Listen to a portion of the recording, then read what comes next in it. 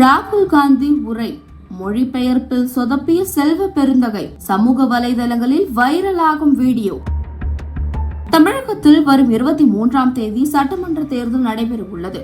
இதையொட்டி திமுக தலைமையிலான கூட்டணிக்கு ஆதரவு திரட்ட காங்கிரஸ் முன்னாள் தலைவர் ராகுல் காந்தி ராணிப்பேட்டையில் நடைபெற்ற பிரம்மாண்ட பொதுக்கூட்டத்தில் கலந்து கொண்டார். மேடையில் ராகுல் காந்தி ஆங்கிலத்தில் ஆவேசமாக உரையாற்ற அதனை தமிழில் மொழிபெயர்க்கும் பொறுப்பை தமிழக காங்கிரஸ் கமிட்டி தலைவர் செல்வ பெருந்தகை ஏற்றிருந்தார். ராகுல் காந்தி தனது உரையில் பாஜகவின் அரசியல் நகர்வுகள் மற்றும் அக்கட்சியின் சித்தாந்தங்கள் குறித்து பேசினார். ஆனால் அவர் பேசிய ஆங்கில வார்த்தைகளுக்கும் செல்வ பெருந்தகை மேடையில் மொழிபெயர்த்து சொன்ன தகவல்களுக்கும் எந்தவித தொடர்பும் இல்லாமல் செல்வ பெருந்தகை மொழிபெயர்த்தார். குறிப்பாக பாஜகவின் நோக்கத்தை நாம் வீழ்த்த வேண்டும் என ராகுல் காந்தி குறிப்பிட்ட கருத்தை அவர்கள் இந்தியாவை பிளவுபடுத்த பார்க்கிறார்கள் என செல்வ பெருந்தகை மொழிபெயர்த்தார். அதேபோல் நரேந்திர மோடி அதிகாரத்தை கட்டுப்படுத்துவது குறித்து ராகுல் காந்தி பேசியதை தமிழக முதலமைச்சரை கட்டுப்படுத்த மோடி துடிக்கிறார் என்பது போன்ற முற்றிலும் மாறுபட்ட பொருளில் செல்வ பெருந்தகை மொழிபெயர்த்தது அங்கிருந்த தொண்டர்களிடையே சலசலப்பை ஏற்படுத்தியுள்ளது. ராகுல் காந்தி ஒன்று பேசுகிறார், இவர் இன்னொன்று சொல்கிறார் என்று சமூக வலைதளங்களில் இந்த வீடியோ வைரலாகி வருகின்றது.